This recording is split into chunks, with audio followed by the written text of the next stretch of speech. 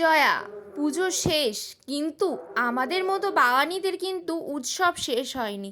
এবার ভাবছেন তো যে কি করে আমাদের উৎসব শেষ হয়নি?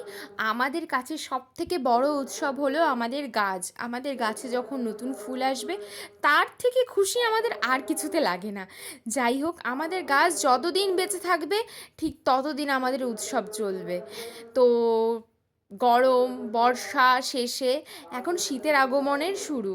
তো যারা এখনও চন্দ্রমল্লিকাকে লাগাওনি, চন্দ্রমল্লিকা লাগাতে শুরু করো, কারণ এই শীতের মহারানী তো চন্দ্রমল্লিকা। তোমরা যদি তোমার বাগানে চন্দ্রমল্লিকা না লাগাও শীতে, তোমরা সব থেকে বড় ভুলটা করবে।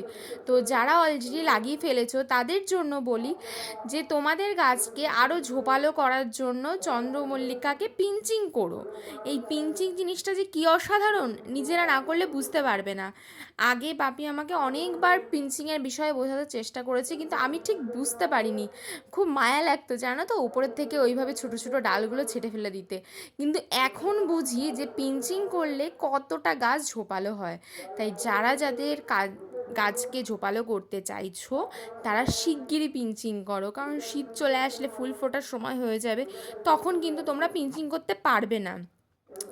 তো যাই হোক, আমার গাছগুলোকে আমি এই পিঞ্চিংয়ের সাথে আর কি কি করে ঝোপালো করলাম তা যদি জানতে চাও, আমাকে কমেন্টে বলো।